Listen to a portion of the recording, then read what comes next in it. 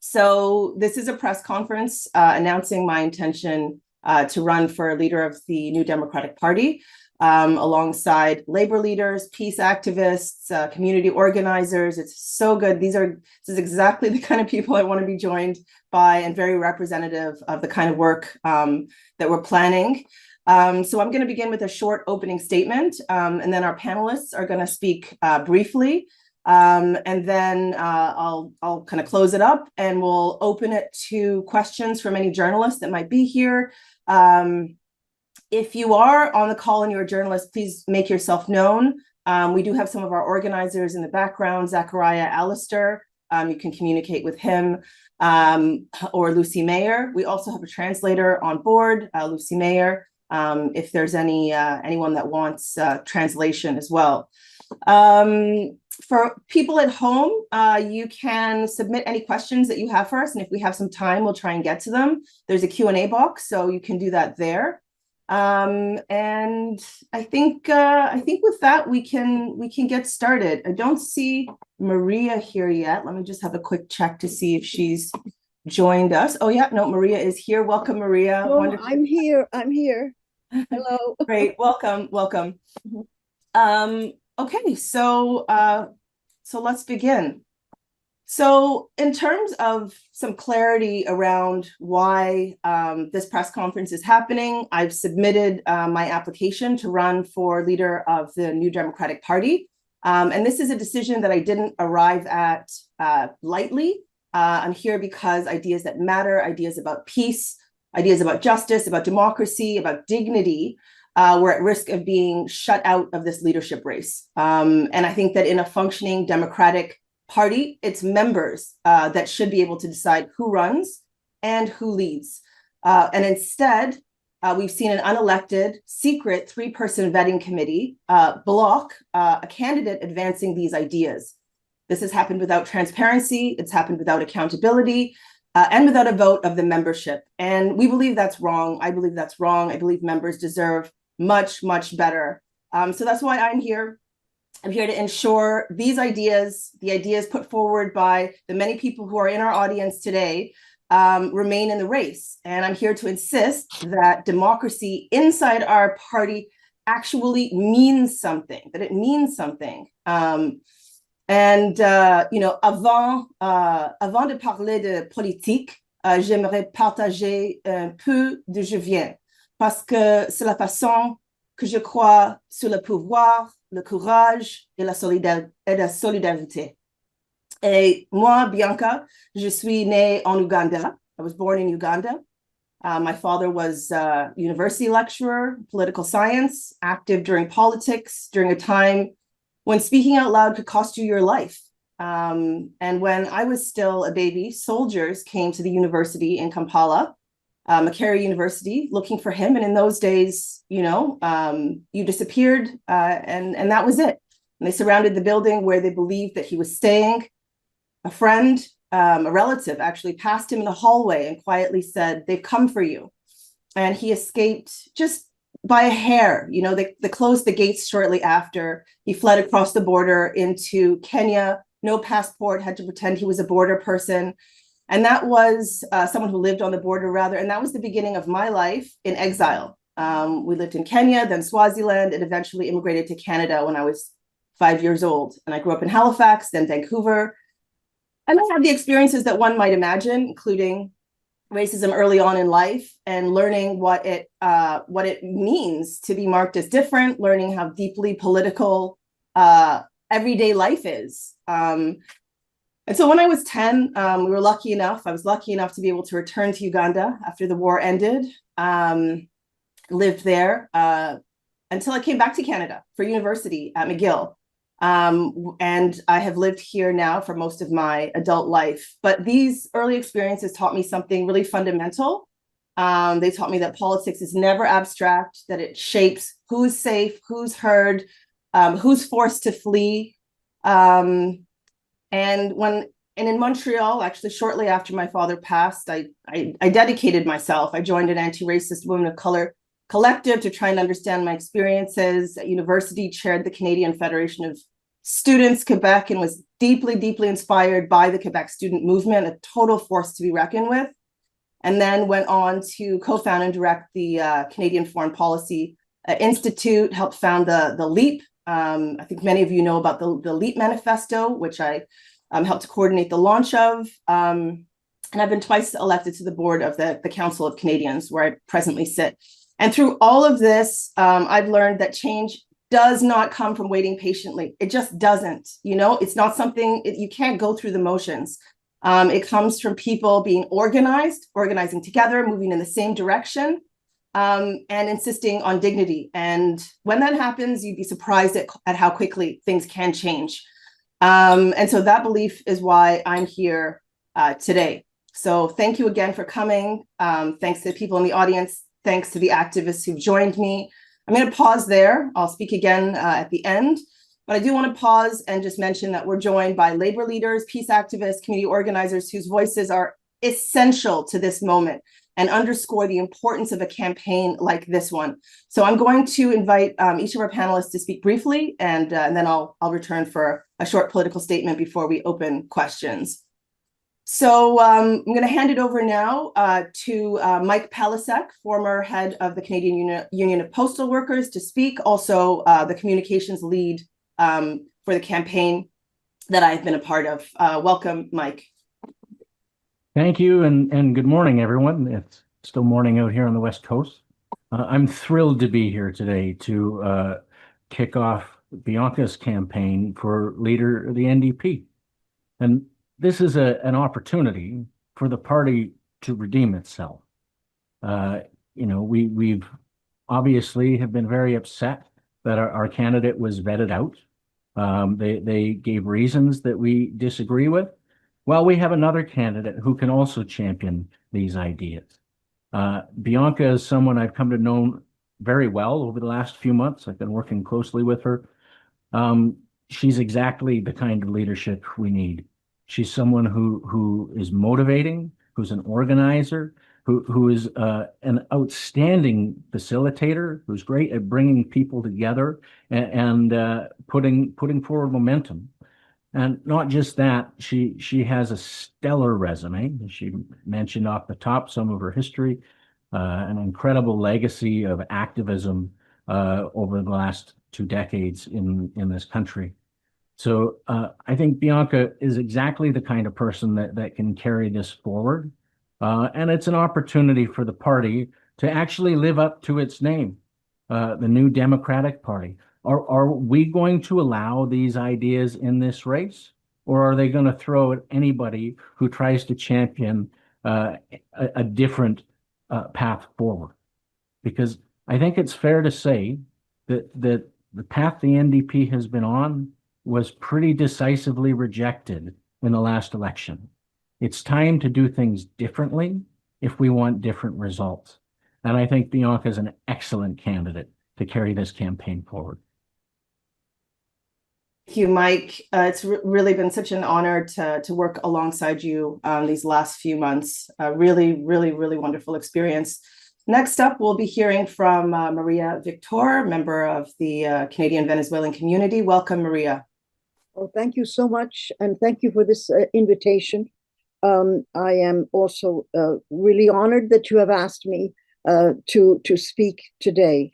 There are several points I want to say. First of all, with respect to the NDP, a democracy and a party who says it's democratic surely must understand that the voters need alternatives, that you cannot simply wheel your way around politics, in an instrumental way, unless you stand for some principles and some positions that provide alternatives to the voters. So I think that this is something that the NDP really has to sit down and talk about this. The other thing that I think the NDP has to talk about is socialism. Why on earth did you have to have I think it was $100,000 or something like that in order to be a candidate? This is ridiculous. It should have been the number of voters, or I should say supporters, that we are doing something so capitalistic that in order for you to run, you have to show us that you have money. I think that is appalling. I really supported Yves, but I think that quite frankly, Bianca, I am delighted that you are running because of your expertise. You have been someone out there really talking about foreign policy, and because of your character and because of your background. So I am really delighted that you are running. And I want to say something about foreign policy.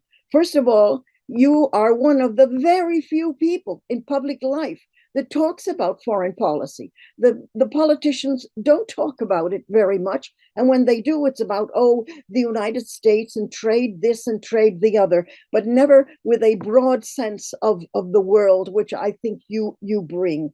And the other thing is that the Ministry of Foreign Affairs in Canada, well, it's run like a fiefdom. Nobody knows what the hell they do. Nobody knows how they make their decisions. It's all done very secretly behind closed doors.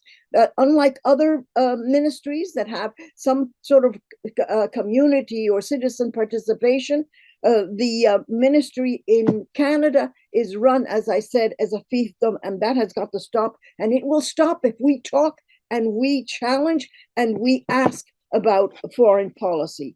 The other thing which I think is very important is that Canada, Ottawa, in terms of its foreign policy, acts with complete oblivion to Latin America and the Caribbean. And the only time that comes up, and you can see it in the articles every now and again they write, it's all about money, it's all about trade, it's all about, oh, we're going to sell this to Brazil or we're going to sell this to Mexico. But they have no understanding of the culture, of the political situations of Latin America. And frankly, I don't think they care. I think the position of Carney and this woman, Annan, on the outrage that is happening in Venezuela, of the outrage of these American goons have come in and kidnapped the standing president and his wife, of the outrage of military boats with missiles executing more than 100 people in the waters of the Caribbean and the Pacific. And Ottawa silent there, afraid of shamefully afraid of Trump. So I think that you are the person to bring forward a broad view of the world and Canada's role in it, and I would say a principled view and position for Canada in terms of foreign policy. And let me just end by saying Canada has usually had a role in the Security Council of the United Nations since its founding. Twice it was voted out, and twice it was voted out because people would say, why have Canada there? That's just giving the United States another vote.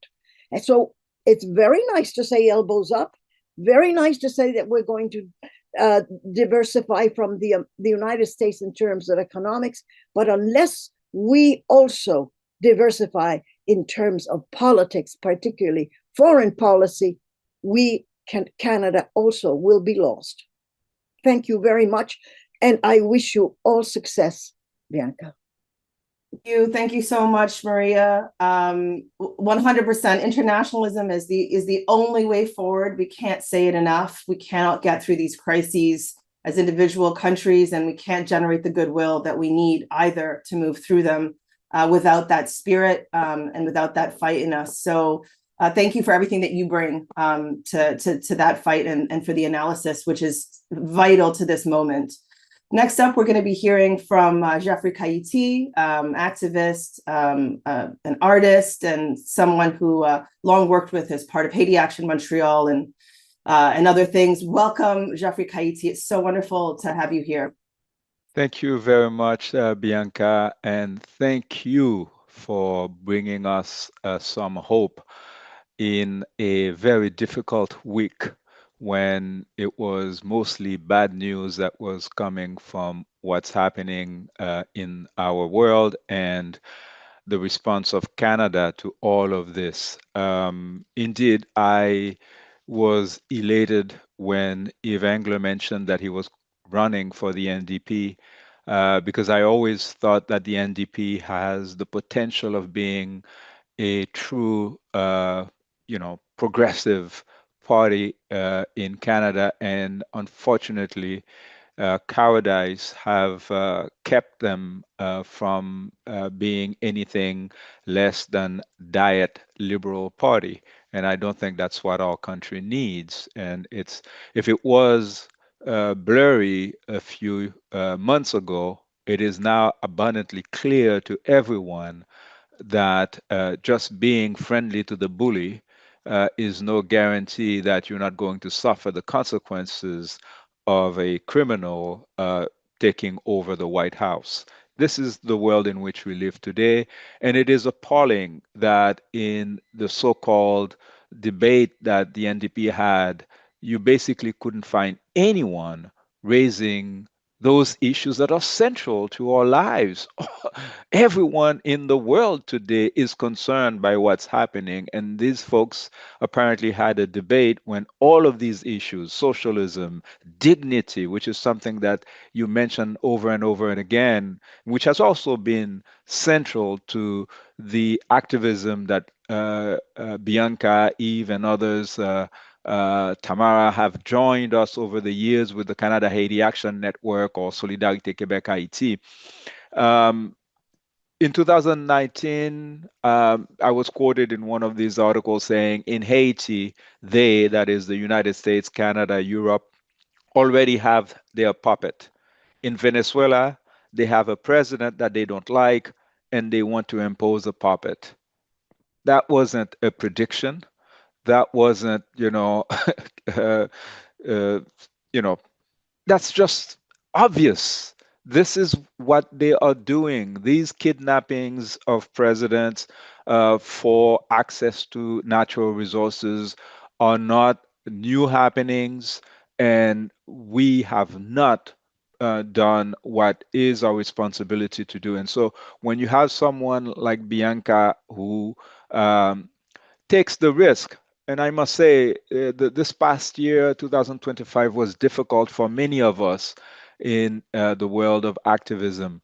But when I watched this young family with two children facing their father being jailed for several days for standing up so that Canada can be a better place, not only did I feel disturbed for the fact that I have spent more than 30 years of my life serving in the Canadian federal government, but I also saw that there are not enough of us outraged by that very fact. But I thank you, Bianca, and I thank Yves, and I thank your two children for the sacrifice that you are making, because Canada is worth it. And thank you once again. Thank you. Thank you so much, Jeffrey Kaiti. Canada is indeed worth it. Just going to change the view here back to gallery. Thank you so much. Really prescient words. And thank you as well for the compassion and just the humanity around Yves' situation and the terrible injustice that he's faced. Next up, we're going to hear from Tamara Lawrence. Tamara is a member of the Voice of Women for Peace, the Canada-wide Peace and Justice Network, many other peace organizations. She's a total force of nature. Welcome, Tamara, and also congratulations on just getting your PhD.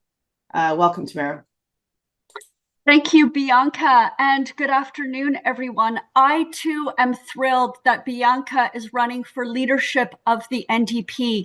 I have gotten to know Bianca over the past almost 10 years. We first met at the Imagine Peace Symposium. This was a high-profile event that took place in Kingston, Ontario. And Bianca at the time was the co-executive director of The Leap, and she was also a panelist at this symposium. And it was Bianca that gave an excellent presentation making the links between the climate crisis and the urgent need for peace. Bianca knows that we need to cut military spending and invest in our urgent environmental and social programs. Bianca knows that we need to demilitarize, decarbonize, and decolonize and build a green care economy. And I worked with Bianca on the No Fighter Jets campaign. And it's because of her contribution to that campaign that we were able to amplify our message nationally and internationally about why Canada must not buy a new fleet of carbon-intensive fighter jets, to bomb other countries. Bianca knows that militarism is a great threat to people and the planet, and Canada needs to get out of military alliances like NATO. And it was Bianca and I that have worked together for the past 5 years to help establish the Canadian Foreign Policy Institute.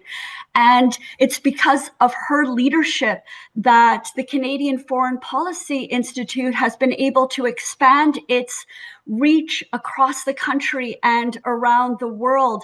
And Bianca has the skills, and she's has got the sharp intellect and the analysis and the skills to build the movement that we need in Canada for a new politics that's premised on peace and social justice and international solidarity. So I am so grateful to you, Bianca, for stepping forward to run for leadership of the NDP. We need you at the helm of the NDP, and we need you as Prime Minister of Canada. Go, Bianca.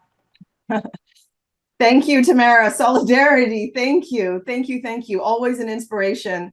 Wonderful. So next up, we're going to be hearing from Jasmine Pierre-Don, who really represents the core, the center of our campaign, the ideas, did an absolutely brilliant job of leading our almost miraculous job of leading our policy committee, coming up with this beautiful document. You should all get yourselves a copy. Capitalism Can't Be Fixed: Onwards to a Socialist Future.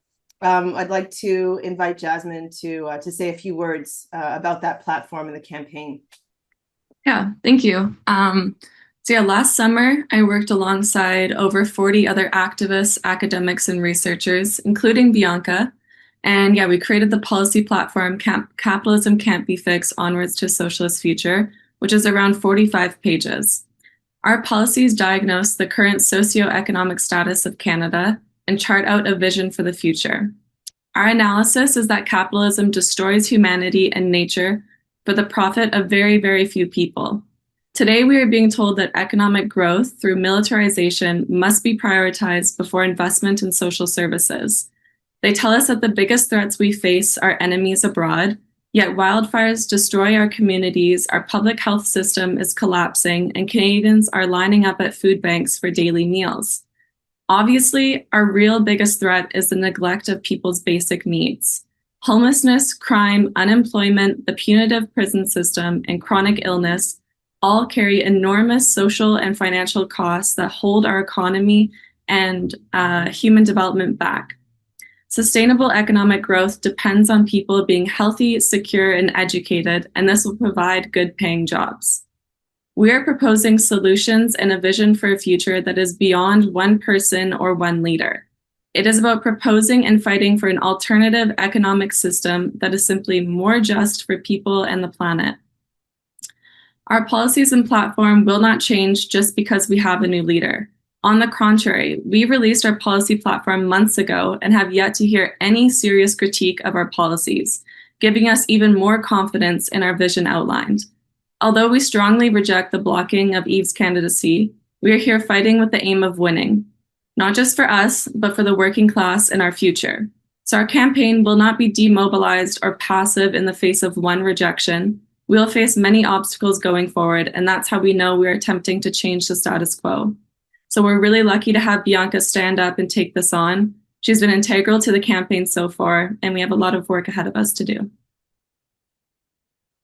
Thank you. Thank you so much, Jasmine. Thank you for explaining that and the pivot and making it so clear too, that these ideas are central and that it's not about an individual for us with this campaign, and that we're leading with policy, we're leading with ideas, we're leading with our vision. So a few more words. Over the past 6 months, I've helped co-manage the leadership campaign that Jasmine has talked about, that she's been a part of, under the banner Socialism, activism, justice. And we take that very seriously. Those three words, they're a pathway.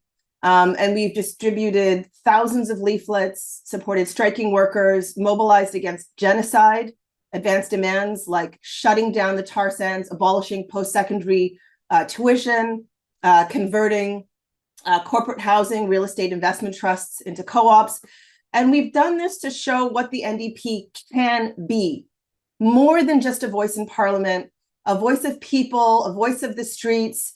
And in a functioning democracy, members would decide whether they support these ideas. And, as I said earlier, we are appalled that an unelected three-person vetting committee could block a candidate advancing these ideas. And let me be clear, I can see a lot of questions about this. Yves Engler should be allowed to run.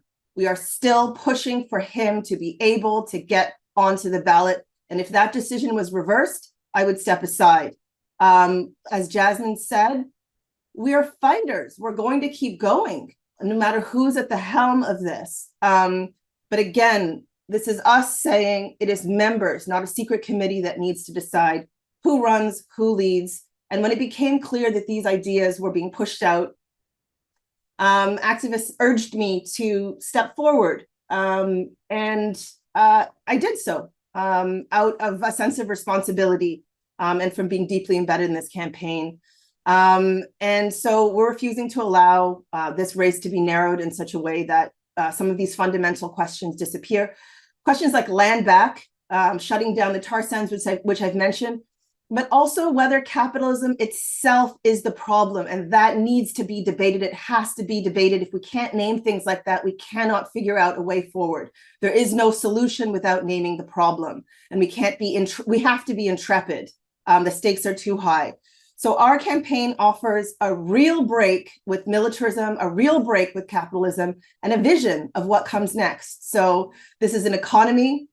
Our offer is an economy that guarantees dignity, that word again, where housing, healthcare, education, real security, security like climate security, are rights, not the fake security that we're told about, because people matter more than profits do. This should be obvious, there's an attrition of our imagination, but these are very obvious statements. But again, we know that this future will not arrive on its own. It's activism. Activism is how change has always been made. It is how change has always been made. It has always been won through people coming together. And so I'm running to give a voice to the members who refuse to let democracy be managed downward. So that's it in terms of our presentations. Again, thank you to everybody for being here. Yes, Geoffrey Kaiti, land back, socialism, justice, dignity, activism, 100%. So I'm just going to, I see that there's some questions in the Q&A. I would ask that if there are any journalists that would like to ask questions, I do see that we have some journalists in the audience. If you could raise your hand, I will unmute you and you can talk. So I see that Nick from Rabble is here, so I'm just going to unmute you so that you can ask your question. Go ahead, Nick. Hi, thank you very much, Bianca. My question, in this leadership race, there are very few candidates who are proficient in French. Yves was, I think, the most proficient in the French language. I was just wondering, what's your proficiency in French? Yeah, great question. So, je peux parler la langue française, mais je ne parle pas bien. Je travaille en anglais seulement, mais je suis une personne qui, je comprends que c'est vraiment, vraiment important. And, while I don't feel like I have the level of French where I could debate, my French is, I talk to my kids and their teachers and, do my marketplace things and the kind of very basic things that are required.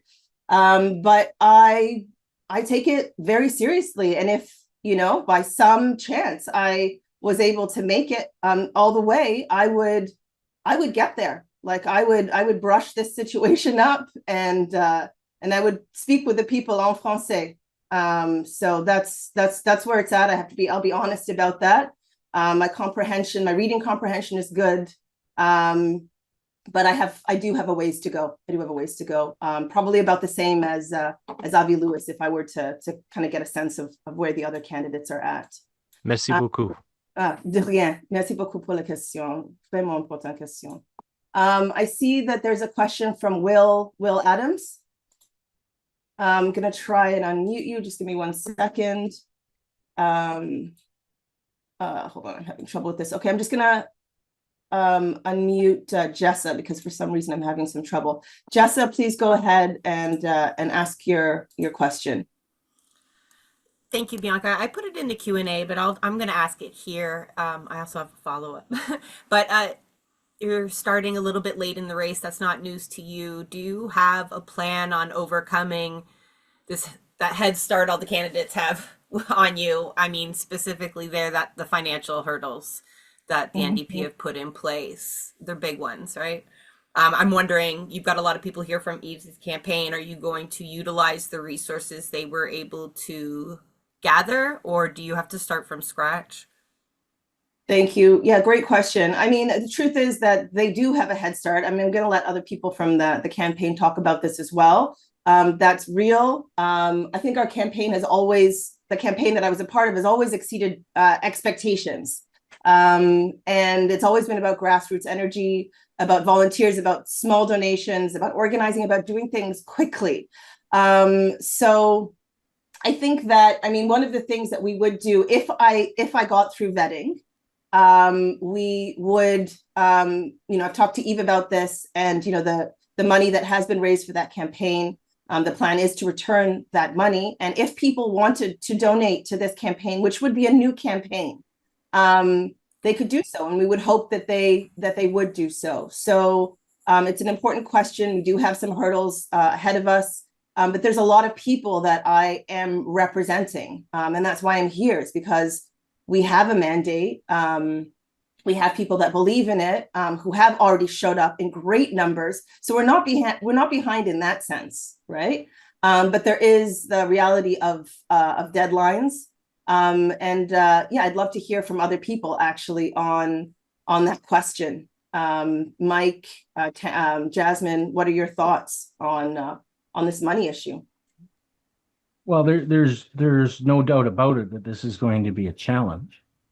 We have our work cut out for us. We have to raise a large amount of money in a very short space of time.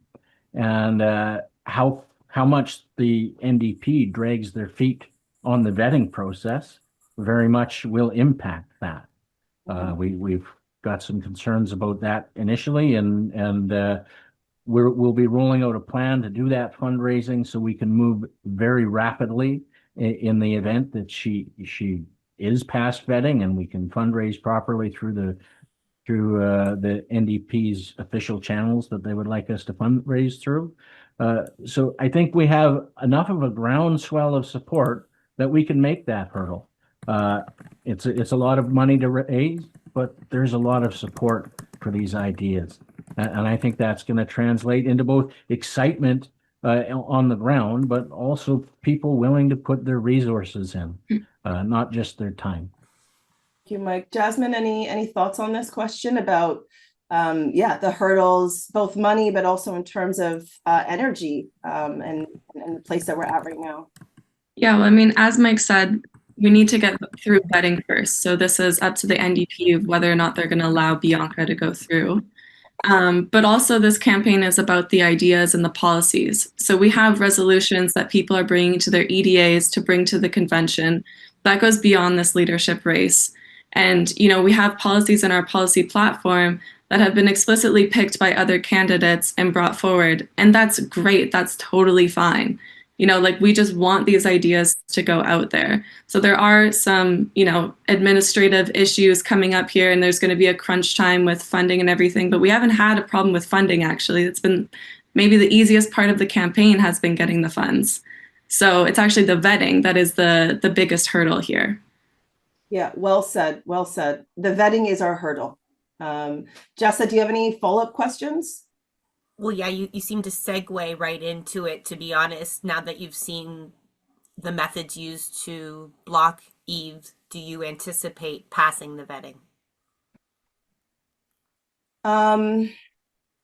I would hope so. And I mean, the official reasons given for blocking Yves' candidacy were based around, they weren't based around our campaign or the platform specifically.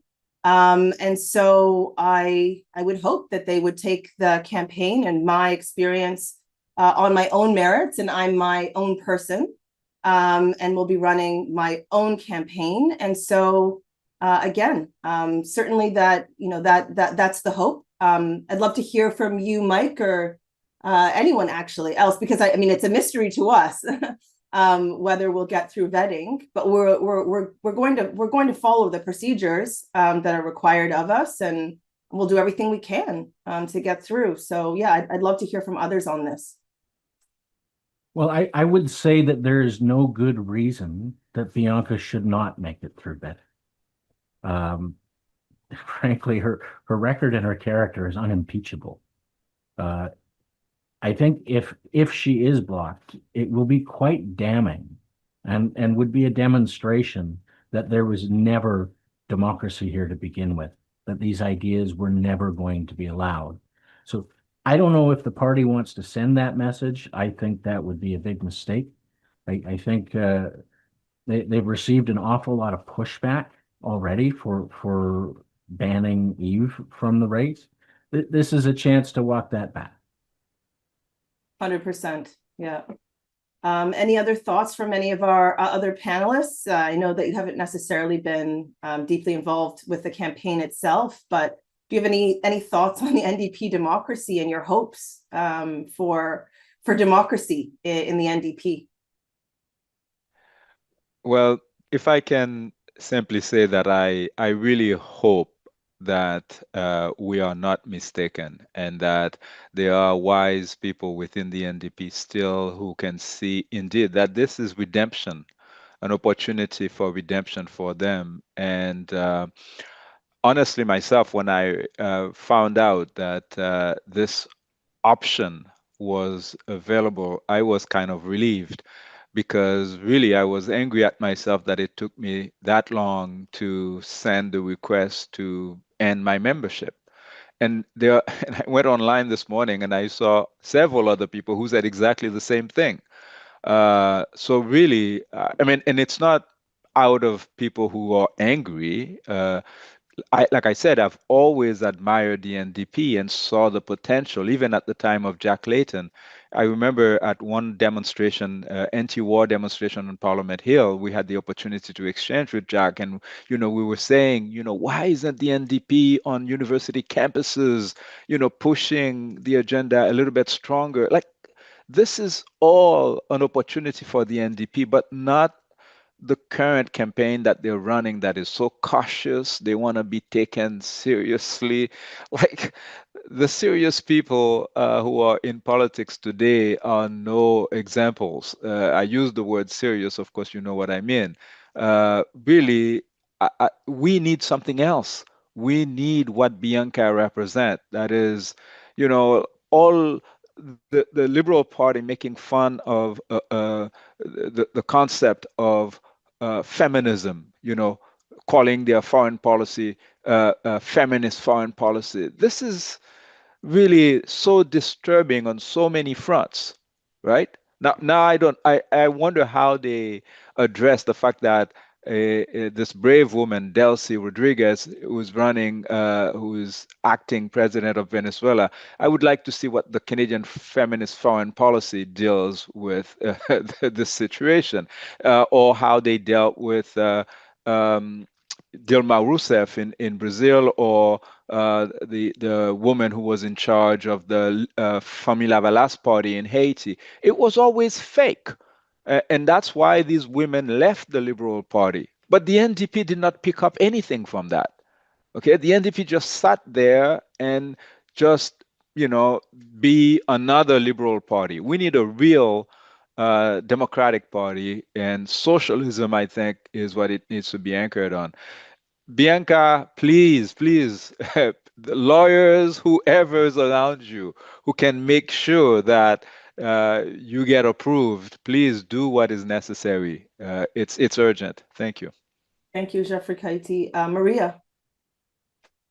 Well, I have been tremendously disappointed with the NDP, tremendously disappointed, because through all these years that Venezuela has struggled with the illegal criminal sanctions of the United States and Canada, we never heard once the voice of the supposedly socialist party of Canada, the NDP, backing the Venezuelan people. It has been a huge disappointment for me.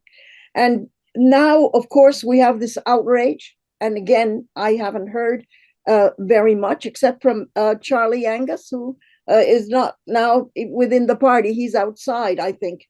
But the point is that the NDP is in danger of diluting itself in its fight to get to the middle where they think that the votes are. They are diluting whatever it is that their principles or whatever it is that they stand for. And I tell you that this is a formula for disaster. We need a true alternative to the liberals and the conservatives. And unless the NDP steps up, well, then they're just going to be one more in the pile. And they won't, and on top of that, they won't get power. So I think the world is watching Canada. And I think many of us here in Canada, especially in the Latin American community, are watching very closely what the NDP is doing. So thank you. Thank you, Maria. Will, I see that you have a question. Please let us know what media outlet you're with, and you can direct your question to any one of the panelists. Go ahead, Will. Here, I'm going to ask you to unmute. Yeah, go ahead. Good afternoon. Can everyone hear me? Yes, we can. My name is Will Adams, and I am with the Provincial Times. My question is for Bianca. Over the past year, ICE in the United States has detained more than 150 Canadians, with reports of deaths in custody and denial of basic rights. Years back, when China detained Michaels, Kovrig, and Spavor, it became a years-long national scandal. When this has happened with our closest ally, the entire political class, including current NDP leader Don Davies, has said nothing. If you are elected NDP leader, what will you do specifically to defend Canadians being unlawfully detained in the United States to push for their release? Yeah, well, I mean, the first thing is to follow international law, right? To the letter. This is something that we've actually addressed in our policy documents. Right now, my mandate are the policies that have been put forward by the committee. I'm wondering, actually, Jasmine, who's leading our policy committee, if you have any thoughts directly from the policy book on how this would be addressed as a campaign, more specifically. Yeah, I mean, it's a good point. And what's kind of ironic about that example is that, you know, it ended up with the two Michaels. It ended up being this whole spy thing in Canada. So, I mean, there's just geopolitics behind all of it. And, you know, Canada's not putting its Canadian citizens first. It's putting its geopolitical interests first, which are like driven by profit and capital. So, I mean, just a fundamental rethinking of the system would break that. We don't have anything specific on like ICE detentions in the United States, but we have a logic and an analysis in our campaign that would address it. Mm-hmm. Yeah, I think that's well said. We have a direction that we would go in, and we're very much informed by the direction, and our policies would flow from there. I'm curious to hear your thoughts, Tamara, as well, or Mike, Maria, on this question. Also understanding that our policies are very much informed by the activists around us, right? And getting a sense of what people on the ground are calling for, migrant justice organizers and the like. that's where we take our cues from. So if you have any thoughts about Will's question, please speak up. All right, thank you so much, Will, for that important question and for the specificity as well. Okay, so I'm going to look at a couple of the questions that are in the Q&A. I see a question from, what a second, trying to get a sense of these. I see a question from Sandra. Sandra asks, do you condemn the bombardment of Venezuela, the kidnapping of President Maduro and his wife? And do you think that Carney lacks leadership when it comes to the ongoing Gaza and genocide? So yes, Sandra, 100%. I personally, the campaign, totally condemns the bombardment of Venezuela. We have very specific demands that we're putting out. We're calling on Carney to condemn what's happened in no uncertain terms as a clear act of war. We're calling on Maduro to be returned and for the Canadian government as well to make this call for his immediate release. We're calling for the Canadian government to denounce all aggression against Venezuela, which has been ongoing. This isn't just of this moment, and to cut off any direct or indirect military assistance that we may be getting, that we may be giving to this U.S. war on Venezuela. And we've long provided cover, especially diplomatic cover. I think you all know the Jean Guaido fiasco that we were at the head of. We would also call for, and because these things are all connected, we would call for sanctions to be rescinded. This is collective punishment. We know who suffers. It's not the elites. It's the people. There's a death toll. And we would also call for diplomatic relations with Caracas to be reinstated. I'm curious, Maria, whether you have any other thoughts on what we should be calling for as Canadian citizens, as the NDP. I personally would call for the resignation of Anita Anand, who has really embarrassed Canada. When Marco Rubio came here for that meeting that they had of the G7, she was standing right next to him. This was a moment when perhaps a good friend would tell a friend who's doing something bad, maybe you shouldn't do this. At that moment, Anita Anand said something that I don't think anyone who knows anything about international law would have said. She said that it is not up to her to comment on other countries' foreign policy. Give me a break. This is the most hypocritical thing coming out of a voice of a foreign ministry here. In other words, she didn't want to tread on his toes out of sheer cowardice, sheer fear of the United States, when Canada should be there defending the sovereignty, the physical, territorial integrity of the countries that share this hemisphere with us. Instead, she bowed down to, of all people, Rubio. She was an embarrassment to Canada. And I think that they say that she teaches law. I don't know where she would teach law. I would never hire her after saying something like this. Even Axworthy came out and said, this is like asking the criminal, if they have broken the law, you ask the criminal if they broke the law. So I would ask that Anita Anand be fired from this position. The other thing that I would ask, which you rightly mentioned, is Canada broke relationships with Venezuela. There's no embassy. There's no consulate. There's not even an office for, kind of bureaucratic stamping of passports or whatever.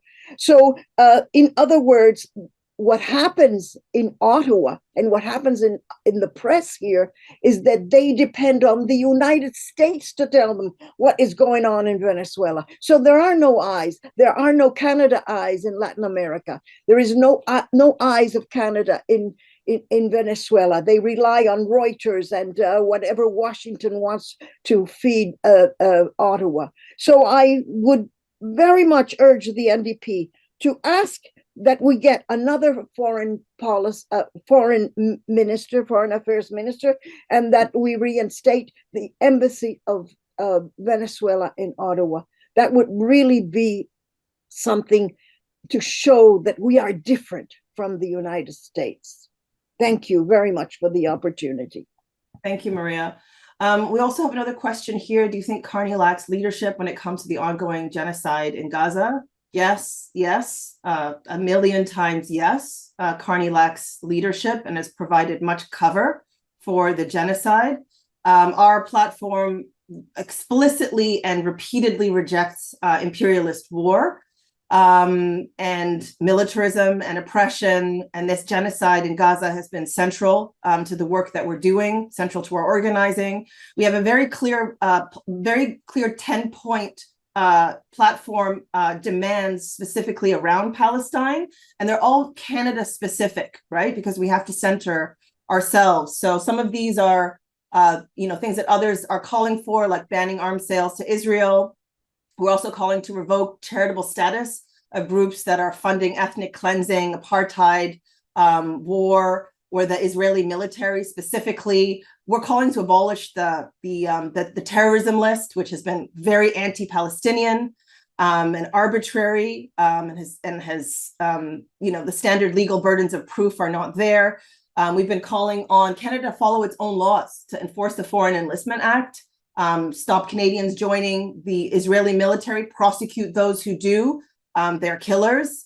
We've been calling on Canada to reject the IHRA definition of anti-Semitism, which just is a sweeping definition that does not allow for criticisms of Israel, for Zionism, and many other things. The free trade agreement, we want that to be abrogated. We want to reject the bubble zone bylines, support BDS, and so on and so forth. So not sure if there's anyone else here who wants to talk a little bit about Palestine, Gaza, and its centrality to our campaign. If so, please, this is your moment to do so. But I can assure you that I think many people joined our campaign because of the horrors that they're witnessing in Gaza and the horrors of the support that our government and the cover that our own government has provided to this. It's unspeakable. All right, so Bianca? Yes, Jeffrey Kayiti, go ahead. Yes, I wanted to add to this point that your campaign represents such a huge opportunity for the NDP to step in space that is currently void.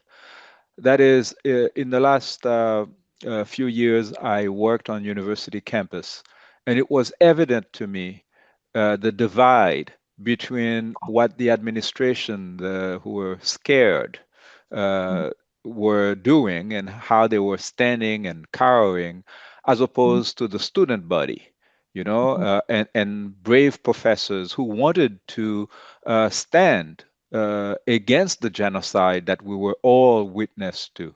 And so I think there, having, I don't want to play ageism, but you are a young, dynamic Canadian to whom university students and college students can relate. And I think the NDP would be very foolish not to see this opportunity there. And of course, I mentioned Gaza and Palestine because it's so obvious. But, I think the other opportunity here, because of your experience with the Canadian Foreign Policy Institute, which is something that, we needed in Canada for so long, because of what's happening in the Congo, because of, and Canadian complicity in all of these things, right?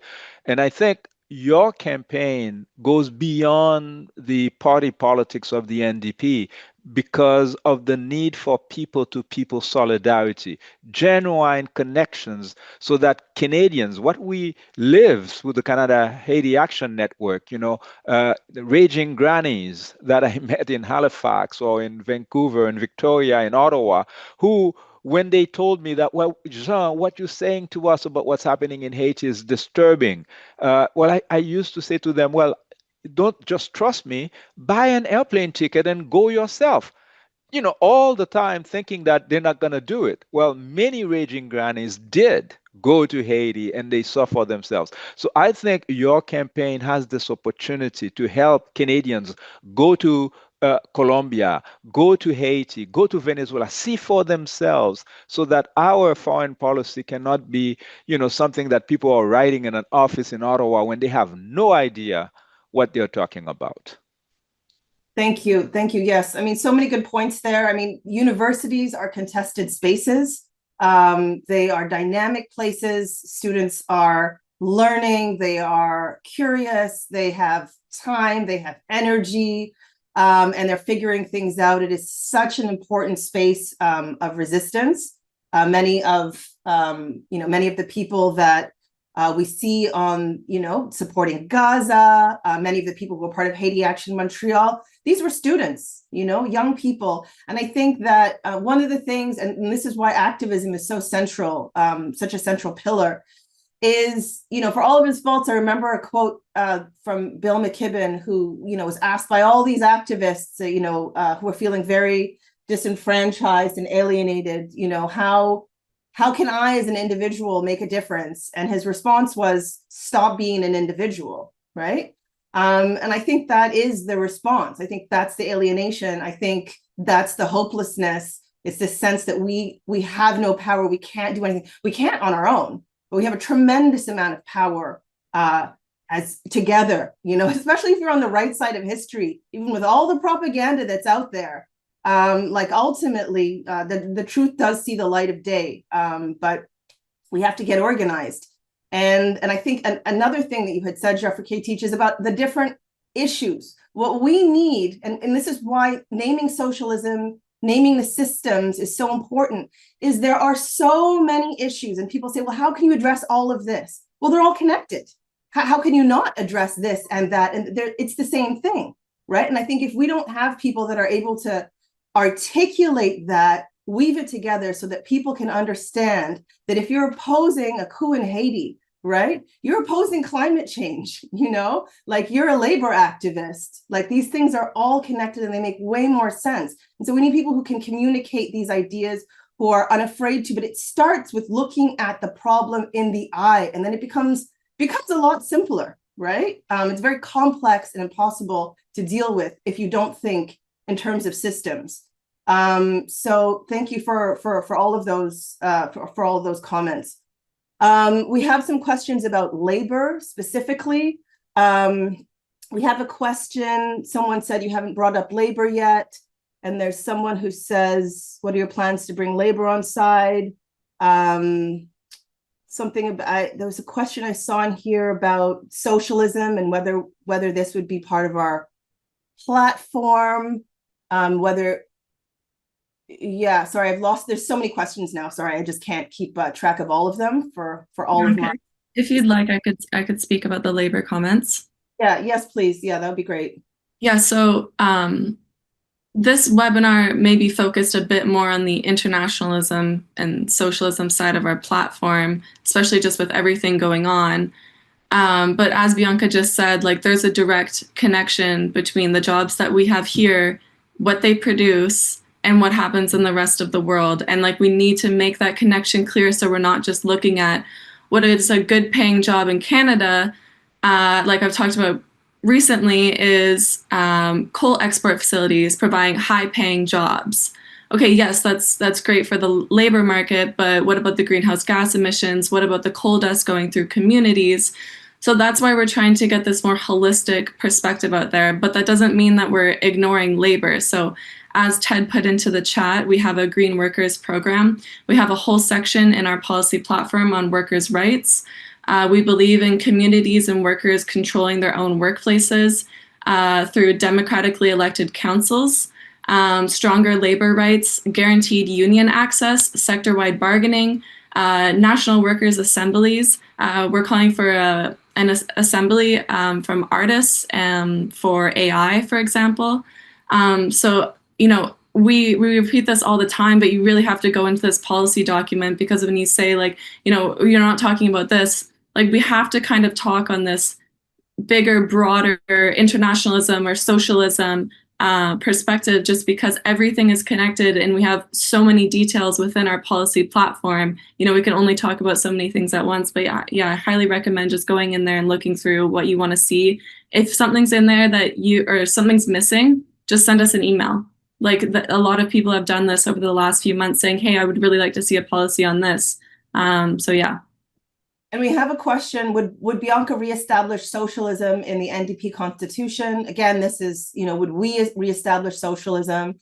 Certainly that's part of our mandate. It's part of the NDP's founding tradition. It's a travesty that they removed it from their constitution. It's the mandate that I'm representing. Ultimately, members decide always, but I think that's something that they would be very interested in. And my role would be to make sure that debate happened very openly and very democratically. And I think, the Regina Manifesto, which I'm learning more about, explicitly called for the eradication of capitalism. We forget about this, like our imaginations, the attrition because of decades of neoliberalism. We forget that these ideas have been around, and we're very supported and we're understood as the reasonable ideas that they are.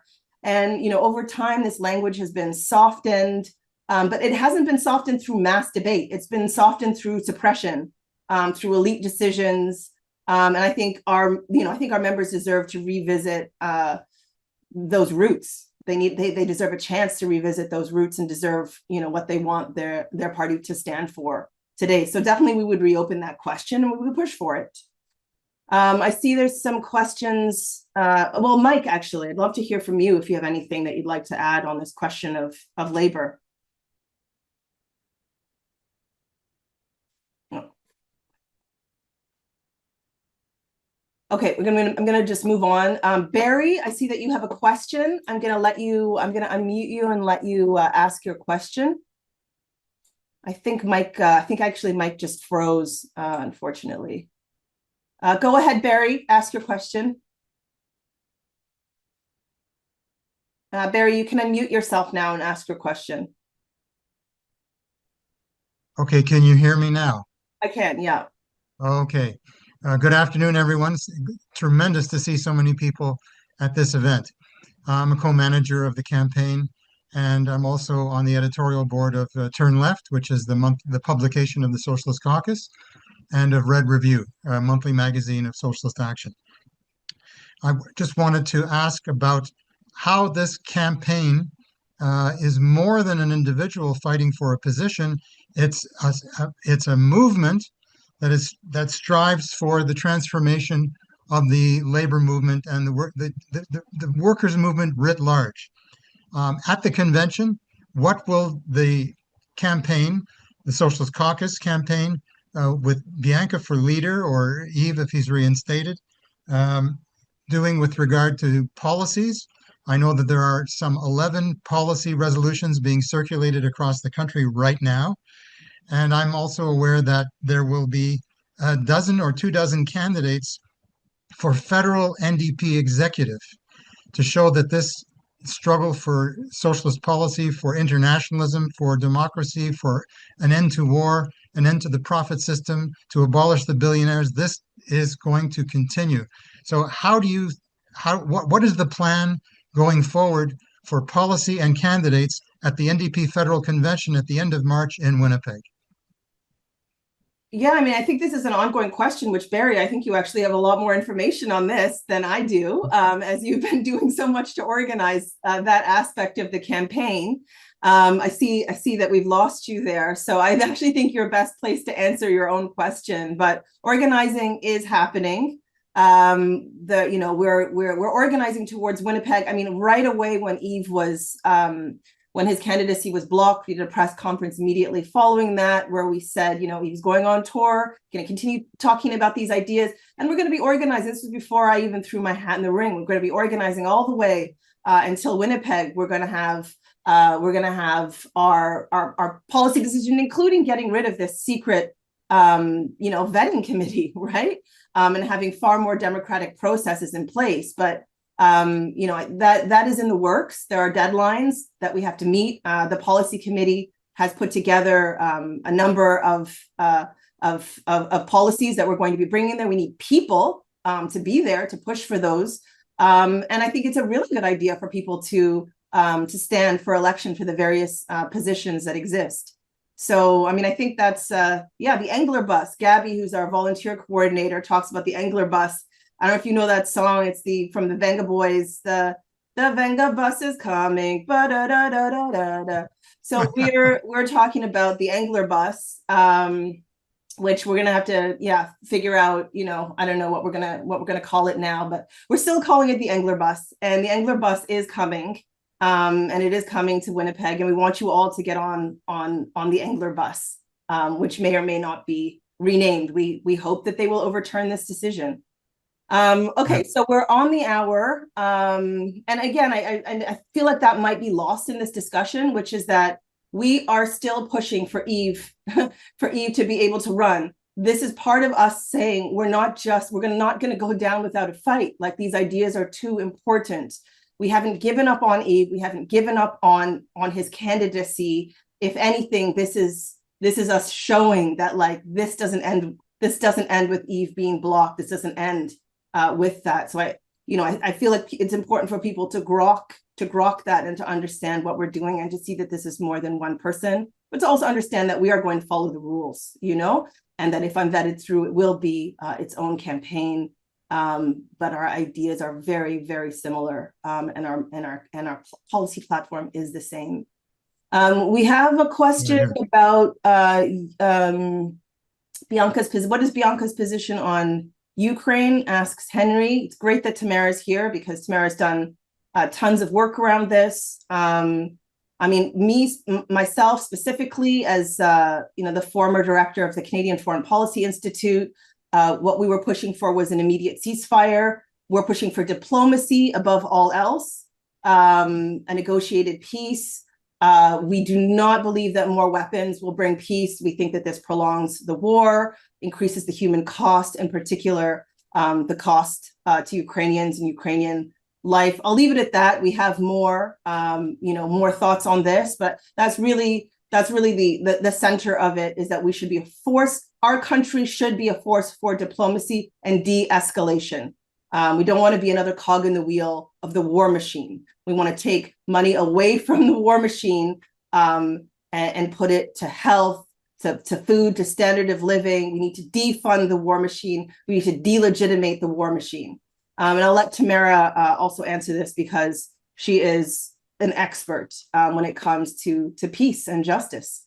And just very quickly, I want to bring to everybody's attention that Bianca was really instrumental in helping the Canadian peace movement be proactive.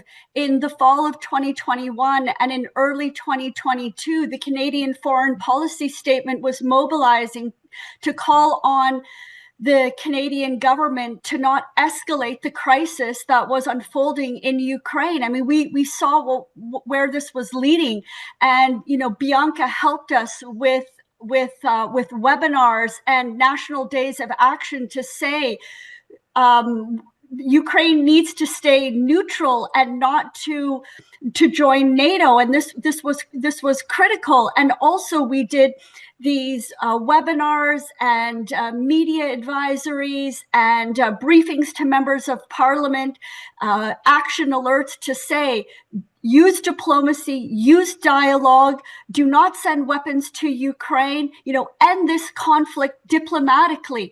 And instead, what we've seen is almost now 4 years of war. Canada started to send weapons to Ukraine, from 2017. They were planning this. NATO provoked this war, and so we were on the right side of this issue, saying that it should be diplomacy, not war. In Ukraine, and imagine how things could have been different. We could have saved, all of these lives and this destroyed country now in Ukraine. So our prime minister right now is in Paris, meeting with NATO allies for this coalition of the willing. And it's people like us that have been asking questions. You know, what does this mean? Is Canada going to send boots on the ground in Ukraine? We need to end this war, not continue to send weapons. It's a NATO proxy war. We need to end it. And we need peace in Ukraine and peace with Russia. And that was what we said in 2021 and early 2022. And we were right. And Bianca helped us with that campaign. Thank you, Tamara. Okay, so I think the last question we'll take is from Yuri. Yuri, I'm going to unmute you. If at all possible, make it as concise as possible, because we're already 11 minutes over the hour. And then if there's anyone on a panel that wants to make a kind of final comment, they can do so. Go ahead, Yuri, and ask your question. I'll try my best. Concise, Yuri, you can do it. Well, first off, I'm very sorry that I came late, so I missed the first. So I missed the beginning of the press conference. But here goes. So my question is this: so if I understand very correctly, Yves for NDP leadership, which you are part of, you guys are still going to try to overcome him being barred from running. When will be the date where you guys exhaust all of that and hopefully the NDP overturns this? And then if not, is it better not to wait for that conflict to resolve before throwing your hats in the ring? Because otherwise that might confuse people. And I know your opponents and rivals will exploit this. And, while Yves is being barred, and they'll use you being the wife and part of his campaign to try and again the race. But if the decision to bar him is not overturned, then of course you're going to step aside. So why not Yves just suspend his campaign, and then he and the team formally support you and tell all of your supporters to support you, especially in the event that you might get approved to run? Yeah, I'm not sure I understand the last part of your question. I'm going to let others take this as well, including Mike, who's the head of our communications and has been thinking about these strategic questions. I don't think that there's a right way necessarily to do this. We've just been like, our goal is to fight. There are deadlines. So the deadline for applying was January 1st. So I could not throw my hat in the ring post January 1st. I applied on the 31st of December. So it's important to understand that option is not open to us, that you're putting forward. But this is why I keep saying, I've tried to say this repeatedly throughout, we have not given up on Yves' campaign. This is us not giving up on Yves' campaign. And we will have to communicate that as clearly as possible. If I am vetted through, that would be the pivot, right? So if I'm vetted through Yves' campaign at that point, obviously we would still condemn. It's still outrageous that there was a democratic exclusion.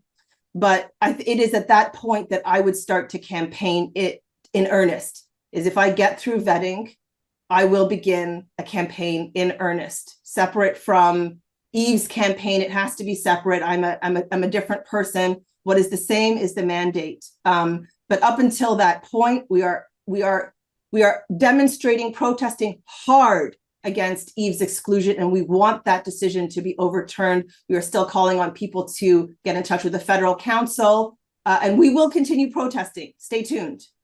Okay, so if you get vetted in, then Yves' campaign just suspends itself and then fully, endorses you, your supporters. Yeah. I would hope, I would hope so, because it is his campaign that asked me to run, right? So it is his campaign that has asked me to run. So it would make sense that if I got vetted through, they would support that, and I know that they would. But I haven't been accepted yet. My campaign hasn't begun. I have submitted for vetting, and fingers crossed that I get through. Yeah. All my best. Thank you. Thank you. Good question. Trying to see who else is still here from our panelists. Just give me one moment. Okay, so yeah, I think we're going to round out now. Tamara, Jeffrey Kaiti are the two panelists that I still have with me. We went over time. If either of you have anything that you'd like to say, kind of in closing, I'd love to hear from you.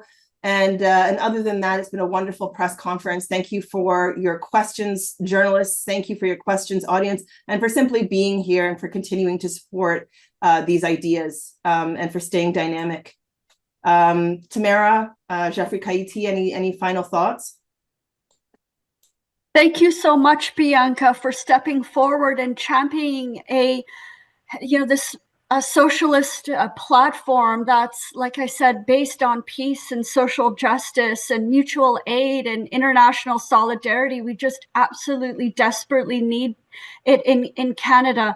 And so many people are behind you. This is the kind of platform that Canadians really need. So we're sending you a lot of strength as you go forward. Thank you. Thank you, Tamara. Jeffrey Kaiti. Thank you very much for this opportunity, this breath of fresh air in a very difficult period. It gives us new energy to begin the year 2026. I see a question here from Ted about the platform's position on the right of Indigenous people and the Truth and Reconciliation report. There's a full segment in the platform document on this, which covers land back and all kinds of other great ideas. I was really, really impressed when I read it. Really, folks, there is a great opportunity here to be part of something historical, something great, something wonderful.